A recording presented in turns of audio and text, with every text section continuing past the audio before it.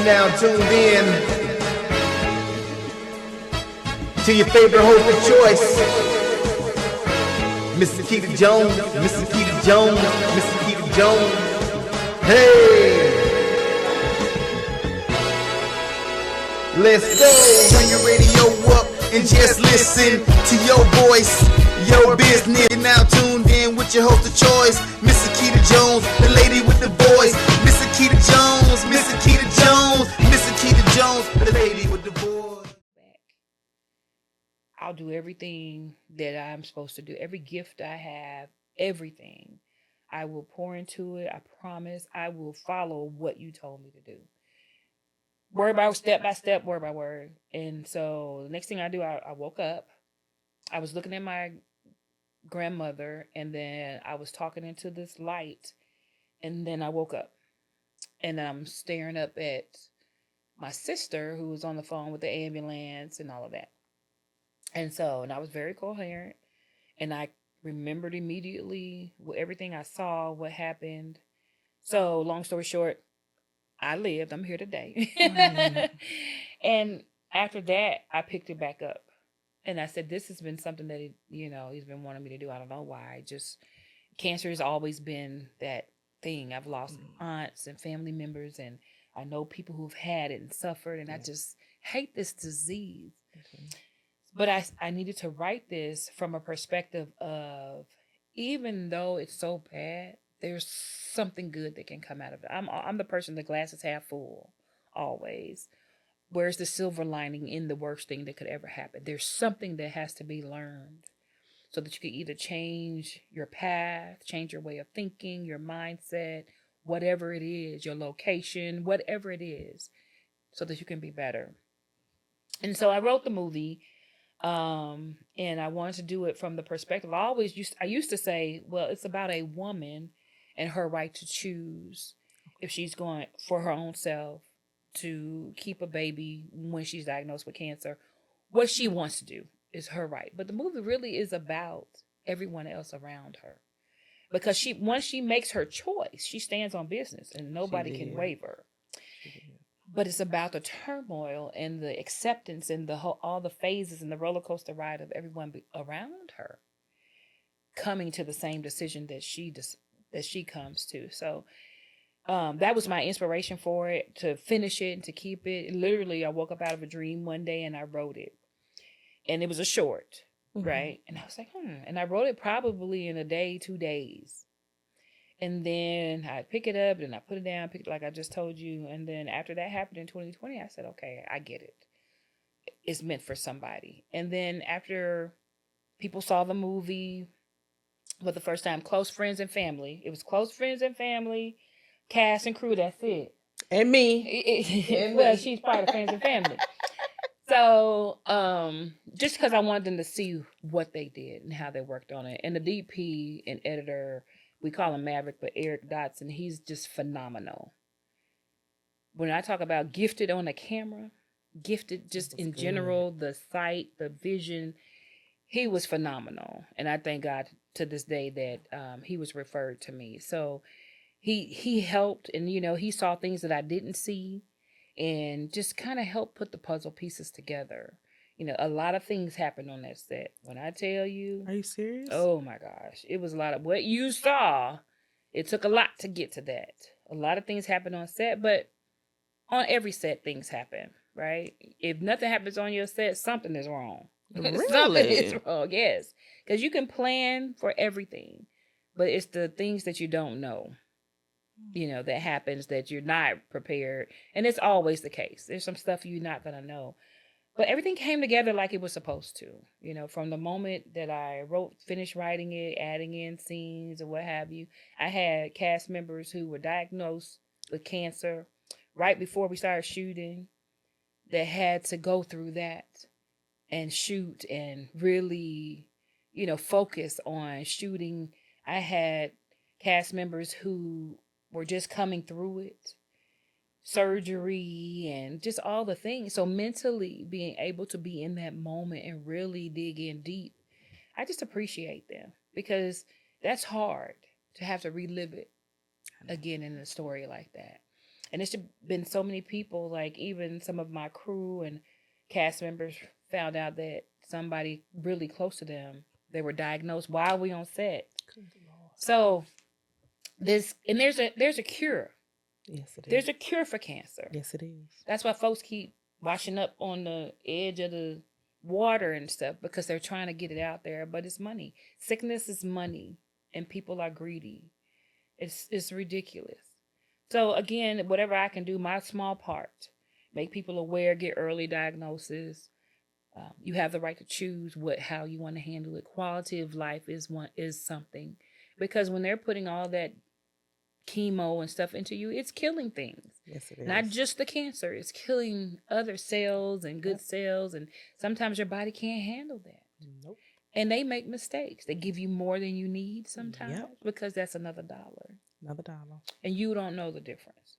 So advocate. I'm huge with advocating for yourself, getting early detection or diagnosis, going to get checking your breasts, even men, because men get breast cancer. Sure do.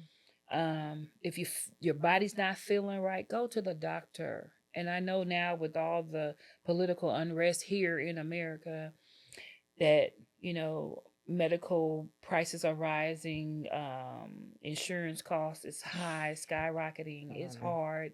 So they're making it even more difficult, right? But even with that, still do what you can, get tested, check it out. If you feel a lump anywhere or something is not right, go get it checked out and advocate for yourself. And if the doctor's not saying what you need them to say, go to another one.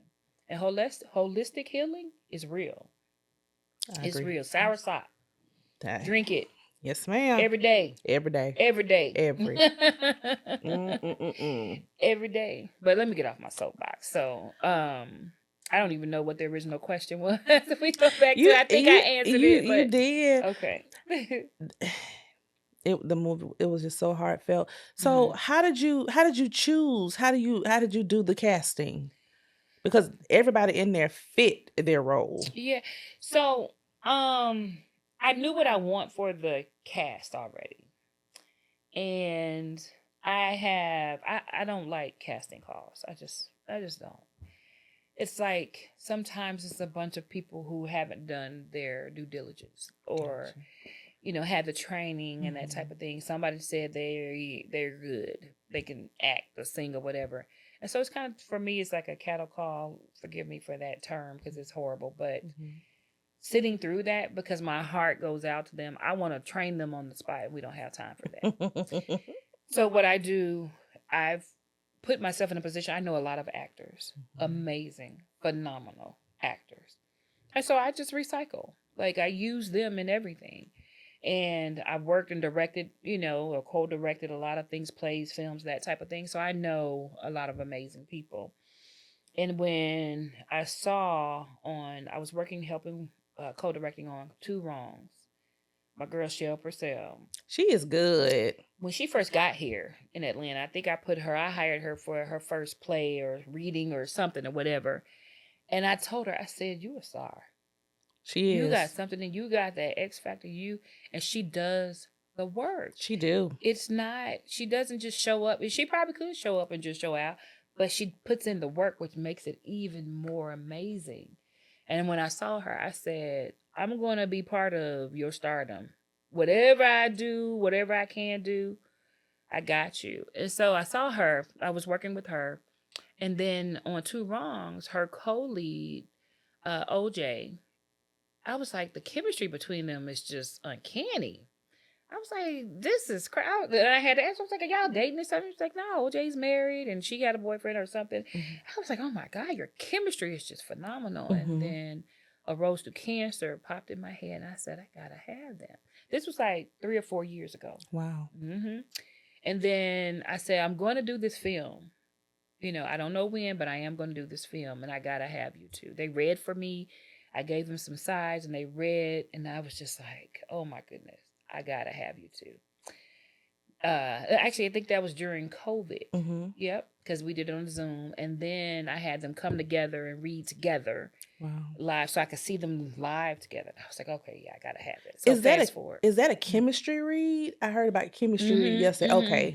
It was a chemistry read. That's why I had to have them together. I already saw the chemistry, Mm-hmm. but I needed them to read my lines and my dialogue to see how it worked, and it clicked immediately. Yeah. It just clicked so good.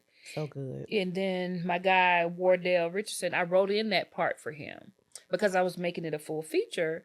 I had to write in more, give it more meat and potatoes. And so I was like, okay, he could be the comic relief because it's a little different of what he normally does. Usually he's the bad guy. He's an abuser. Tall guy. Yeah. He's usually that guy. So I said, I'm going to soften his character a little bit. And then, give him a love interest, that type of thing. So I kind of developed it around the people that I knew. And originally, this is funny, the role of the dad of the father of OJ was going to be Greg Allen Williams. Greg is in everything. Greg Allen Williams. He's in everything. And so he had said yes. And he gave me the biggest compliment. He was like, the pen in your hand is good. Yes, it is. You need to keep writing. Like, it just made my day when he said that, because sometimes I doubt myself. But he loved the script, and he really wanted it. And he knew that it would give him give him depth. And he loves roles like that. But his schedule, he's a busy guy. He's always working. And so his schedule wouldn't allow him to do it. And OJ knew Palmer. I was like, yes, I love Palmer from Tyler's stuff. And he called him. We talked. He read the script. And he, too, was like, yes, I love this role. I'll do it. So he came in as a father.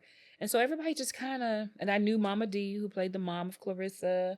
Everybody that was part of it. She was really good. She's always, she's in everything too on Aspire. She is, yep. Yep.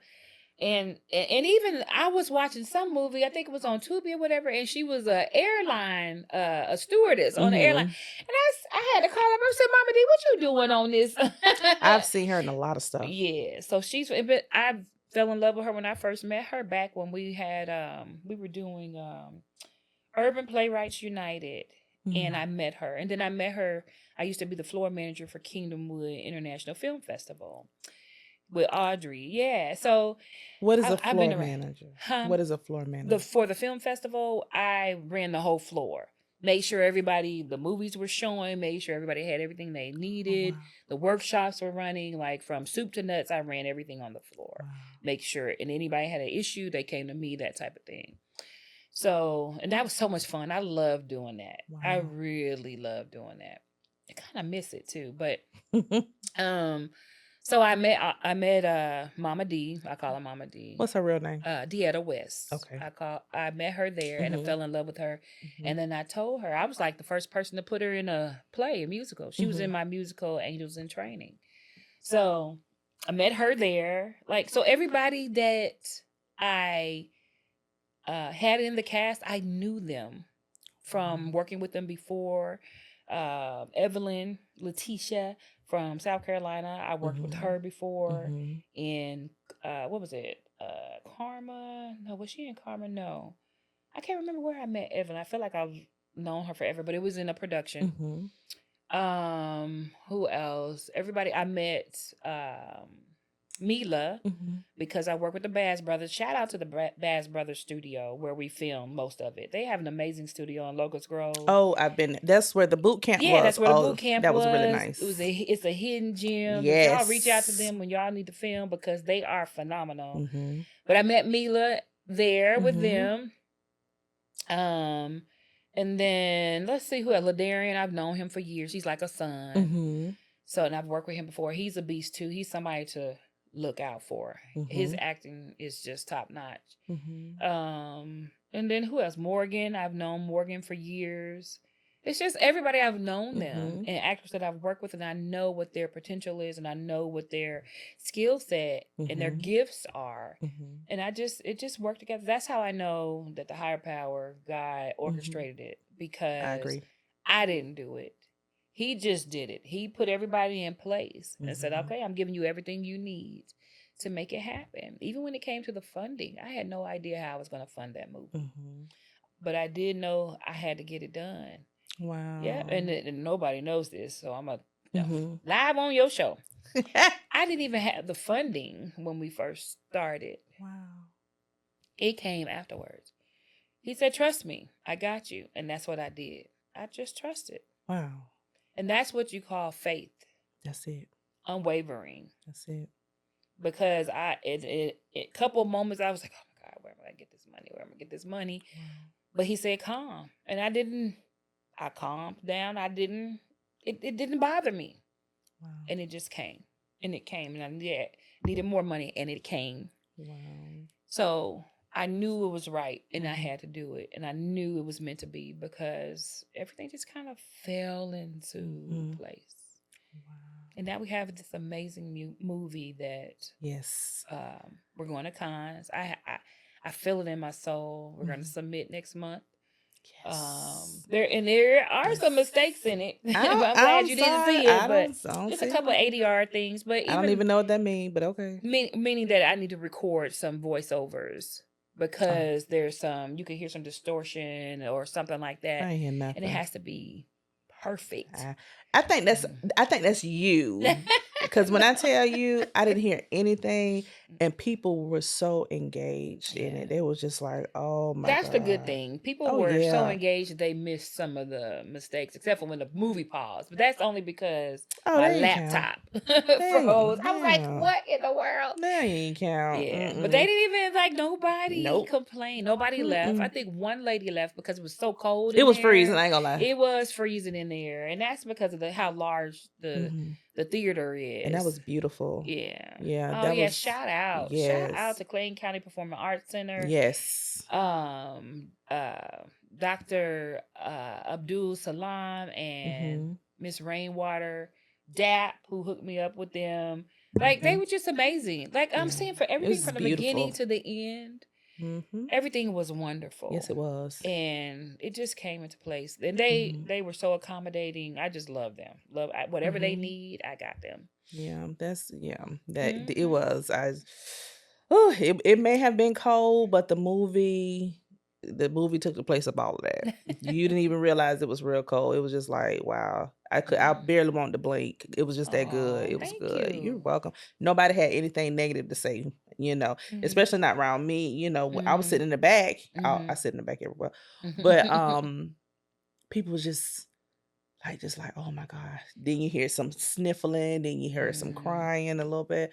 I'm like, oh my God, here we go. But yeah, congratulations to you on that because that was amazing. Now, tell me about your company, Omni United. Girl, I was just thinking about Omni United Studio. You on my same wavelength. Omni United Studios. So my brother, Lonnie Jackson, and my other brother, Deshaun Marks, we had a company called, we still do, Omniverse.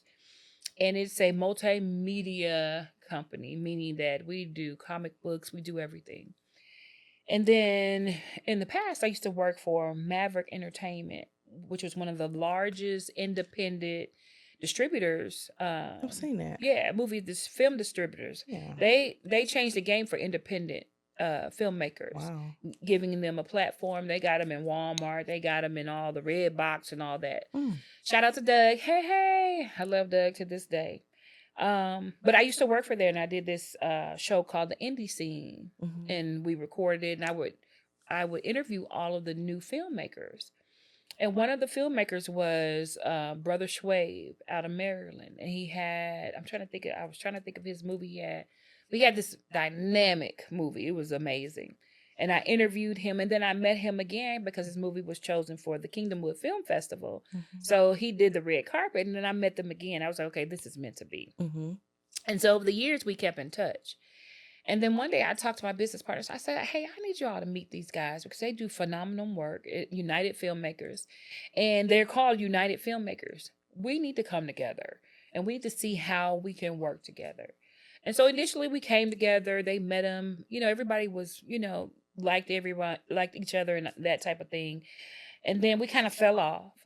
And then over the last year, about year and a half, we reconnected. And finally we were like, look, y'all, we have synergy. Let's do something. These are the things we want to do. Bring a film market here to Atlanta instead of having to go all the way to LA every year. We need a film market in Atlanta. We're going to do that. We're going to come together. We're going to train people on how to make films from soup to nuts. It's too much experience because altogether we have over 100 years of experience altogether. And so it was meant to be. And so we brought both of the companies together, United Filmmakers and Omniverse. So we created Omni United Studios. Because y'all are uniting together. Yes, we are. And Omni means holistic. Okay. Everything, like omnipotent, Omnipresent everything. Everywhere. So, and we want to do it everywhere. So we came together and we've been really vibing and creating some amazing things to the point where now we have access to funding resources. Good for you. For filmmakers. We're producers ourselves. Yes, you are. We train as we did the boot camp to train filmmakers. And it was phenomenal. We have some phenomenal filmmakers out of that too. Good. Then we partnered up with DAP with our tour film festival, December 6th. That's going to happen. Make sure that you all come out to that film festival. It's going to be so dynamic. One day only. It's a one day, December 6th. Just remind me. I will. I'll be there. Okay. I definitely will. Everything is just kind of fell into place. And so we rock. And those guys, and I'm on the girl, of course. I'm the CXO. Chief Experience Officer, which fits because I make sure everybody has a good experience. You got that nurturing vibe. Yes. And they pour into me and they call me on my stuff because I could be a little direct sometimes. And so they keep me humble. And I keep them humbled as much as I possibly can. But we work. There's so much synergy between us. We just work very well. Click. And I can't forget my girl, Tara. We brought in a project manager, and Tara is phenomenal. And then our team keeps growing. We have a marketing department, PR, Ariel, Deonde. I met Ariel. Did you meet her? Wonderful customer service. Girl. She is. She's very pretty. Good customer service. She's so smart. Yes, she is. And she speaks well. I like her. Yeah. She's amazing. She is. She's amazing, but she's all mine, so I'm very selfish when it comes. I'm kidding. That's like your right hand. I'm kidding. She was your right hand with that movie. Let me tell you. Yep. She ran it. Let me tell you, her and then Deonde, they helped me set up and everything. And then our Omni Edge, we have a youth department in Omni. Oh, wow. Called Omni Edge. And these young people are amazing. They did the red carpet. They were part of the red carpet. Shout out to Penny LaQuintes, who actually filmed it and did the interviews. Penny is with WCG, with Hollywood of the South radio station. Oh, wow. And they have an app now. Like, she's really taking it, and she's been big in radio for a long time. Wow. So shout out to her, because for her to do the interviews, it's like she's so big in radio. It's like for her to even come do the interviews for me was amazing. Wow. So, like I said, when I tell you my circle is small, but when we pour into each other, we pour in. But yeah, our Omni Edge, they are great young people doing fantastic things. They do all our commercials, they shoot, they do everything. Wow. So I love them. But yeah, we had a good time, right? And with Omni United, we're about pouring into our community and making sure that these new filmmakers up and coming, even if you've been in it for a minute, that you're doing it right. Like, I specialize in pitch decks, making sure that your pitch deck is in tune, has the right information, that it can get you funding, because it was my pitch deck that got the funding. And so I can only speak from experience, right? I've done it. It works. Yeah. So why wouldn't I give it to other people? I don't gatekeep. You do not. And I be sending you my skits. I got two more I'm gonna send you today. I'm good, just letting because you know. The first one had me laughing. I love when you laugh. I was like, oh my God. I'm gonna send this to her, and if she don't laugh, I'm gonna have to rewrite it. But wait, I can relate. Not to be changed. We can change. I can relate, because every time I look at my cabinet and I have a top and not a bowl, I'm like, who is taking my bowls? Or vice versa. I have a bowl, but where's the lid? Where's the lid to my bowl? Lord. Y'all gonna make me lose my mind up in here. Shout out to DMX. Calling the police. What? I'm calling the police. And I was all for it. I was like, girl, call the police. And I need them to get 20 to 10. Because you'll never find that bowl. Nope. And I didn't. Still ain't found it. Lord have mercy. Like, who would do that? Take the top two. Just take the whole thing Take so the it whole won't thing. so I won't be missing nothing. Come on now. Girl, it was a trip. But wait, and you was cute too. In your little hot top. I said, and she cute too, but call the police. I'm calling them. I'm calling them. Police 911. I love I'm it. coming. I love it. No. I love it. I love it. But Mm. what advice would you give someone that would like to follow in your footsteps? Don't Huh? make your own path. Don't follow in my footsteps. But what if they don't know? That's okay. I mean, I'll give you a guide for your own path, Mhm. but do you? I don't want to be like anybody else. Me neither. I don't. And so I'm me, and I do me, and I tell people, do you? If you like it, enhance it. If Yeah. you like it, do the research and be you, and but do it. Mhm. Fear really stops us from doing a lot of things. Mhm. And fear is just you're fearing that somebody's going to reject you or not like what Right. you do or not like what you put out. You're right. Who cares? They They don't like it, but there's going to be 500 other people who do like it. Lord, come on. But guess what? They're going to hate it and still watch it. And that's all you need nowadays. You just want that view, that click, that view. So that's fine. Don't be afraid to be you, authentically you. Do it. I love Nike and I love the slogan. Just do it. You know why? Because the only failure is not doing it. And failure are just stepping stones to success. And every successful person has failed. Why wouldn't you keep going?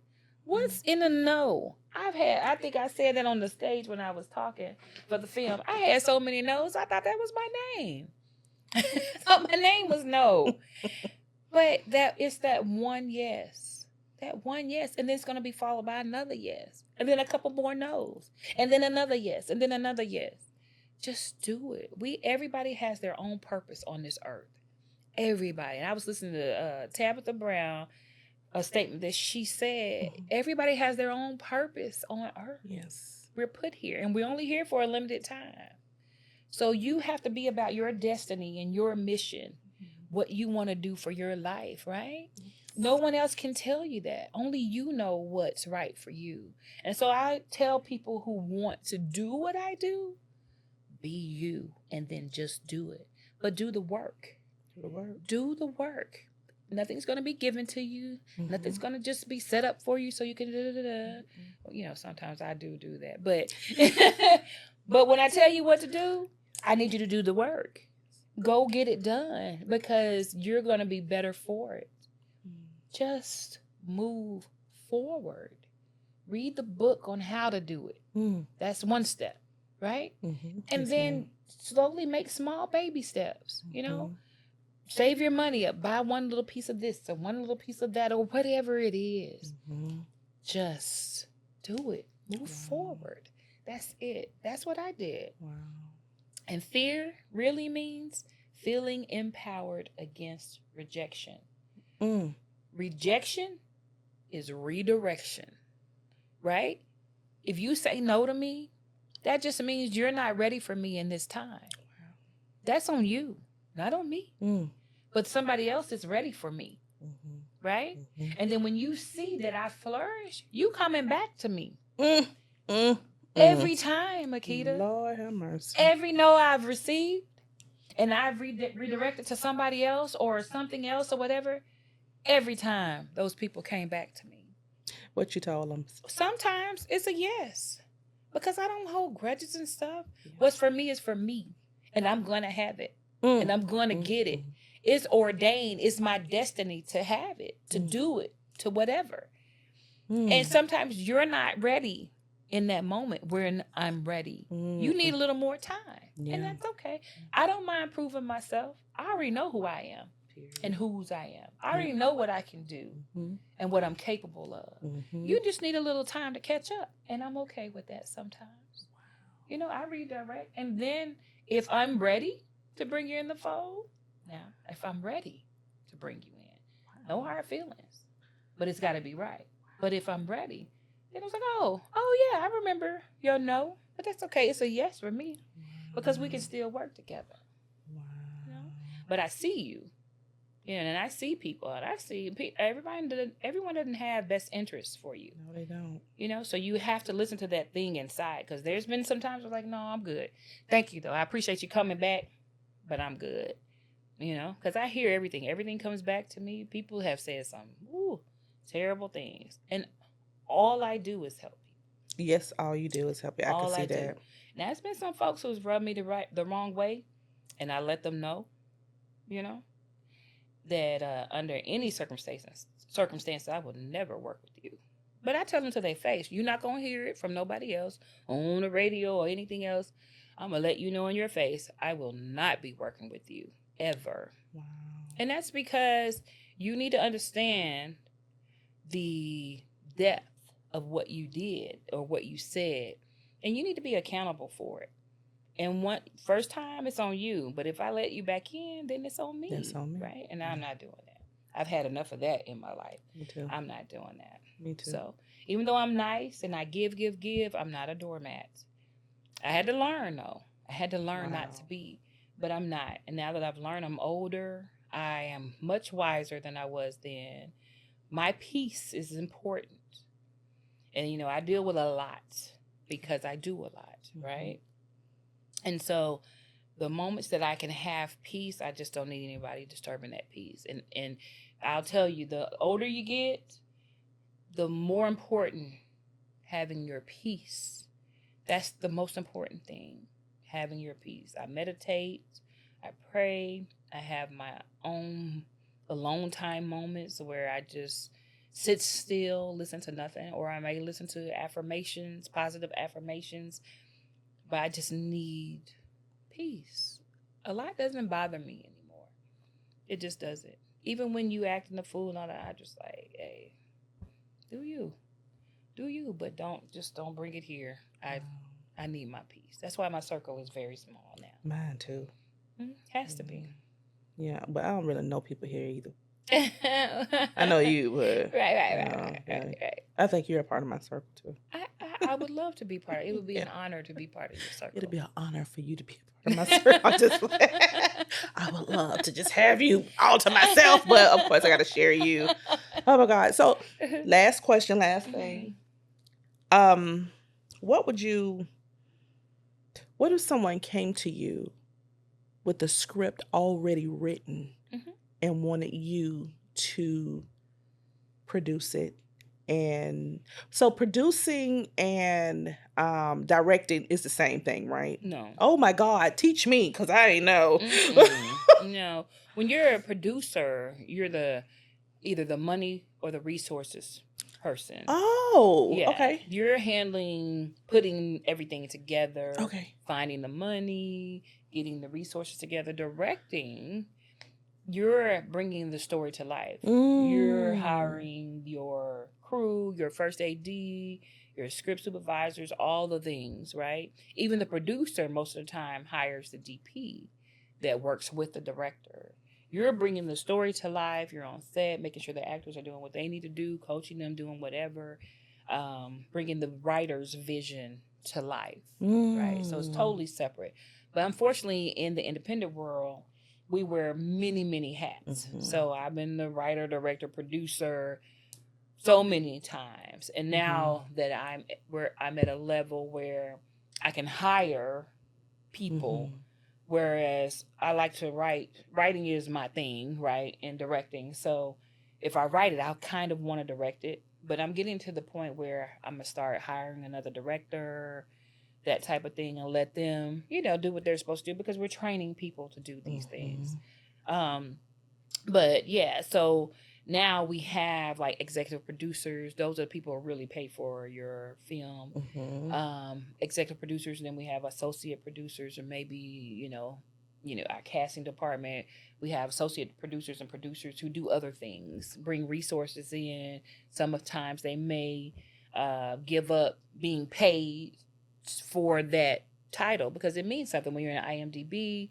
People look at that. Oh, you've been a producer on these films, that type of thing. So it's important, and making sure that everybody that you hire as a director, your team is working in the aspect that they need to, so that you don't have to wear multiple hats. I run into that a lot. But now it's getting a little bit better because, we have budgets and things of that nature where we can put people in place and everybody does what they're supposed to do. So, yeah, they're totally different. But I also want to send a shout out to my family, my daughter, Brianna. She's getting her doctorate in chiropractic in December. Oh, my goodness. Yeah, so I have a whole crew, my grandbabies, like they were on set with me. It's important that I let them see what I do and let them know that you can do whatever you want to do. And anything that I can help them with, of course. I'm a pour into my family. And my mom and just my family. I had people come down from Chicago. My mom came in from Pennsylvania to see the film, and just they always support me. My family is huge. My husband. They just help, and I wanted to bring that up because it's so important to have a strong foundation. Because especially as a creative, I'm all over the place sometimes. But that foundation brings me back to my center. And whoever it is, could be your sister, my brother, they support me from afar. They always pour into me as well. And it's good to have that. But you also have to be that for them, right? When it comes to family, because family is everything. So make sure that you're pouring into your family and they're pouring into you, and keep that foundation that keeps you humble, keeps you steady. You have people that you can go to for mental health to talk to, because that's important. And as creatives, sometimes we forget about that we need people to help us as well. And when you're strong-minded, especially like myself, and me, I'm the person that everybody comes to, but I had to find people that I could go to because it's draining at times. And so I have to refill my cup. And I have mentors. I do therapy. Therapy is good. There's nothing wrong with therapy, my people. But therapy, just to help keep that mental in check and healthy. It's your mental is an organ just like everything else in your body.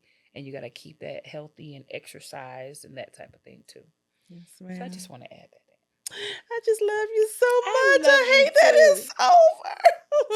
It's never over. Oh my God. All right. Well, thank you so much, Miss Tiffany. You're Simply Tiffany Soul. Yes, how can you be reached? I can be reached through my people. Just get in contact with my people. You're so crazy. You are so crazy. Now I can be reached. IG is at simply Tiff TIFF or Tiffany Roberts on all the social media platforms. So just hit me up. I follow back. You follow me. I follow you. Yep. And then you can send me emails too. I answer those. And that's simply tiffanysoul@gmail.com. Okay. I still have a Gmail. It's just easy. It is easy. I have a business email, but it's like Tiffany at simply Tiffany Soul. You know what I'm saying? .com. And it's like, no, don't even. Like, it's just too much.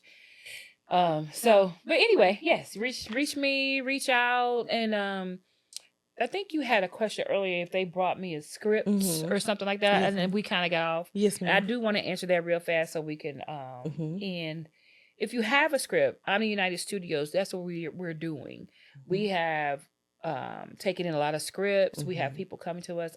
We're gonna be producing quite a few shows. One for Palmer, and several other cast members. We're going to be involved in their films. So just hit us up at I'mUnitedStudios.com. Go ahead and be fill in your email address and all of that, get in contact with us, and we look at everything. And if you need some training on pitch decks or whatever, we offer that as well, to bring your script to life. So, yeah. Yes, ma'am. Thank you so much. You're welcome. Thank you for having me. You are more than welcome. You guys, this has been another episode of Your Voice, Your Business podcast with me, Akita J, and I had the wonderful, amazing, so humble Miss Tiffany, Simply Tiffany Soul. You guys take care. Same time next time. Well, same time next week. Be there. Click, like, subscribe, share. Bye, y'all.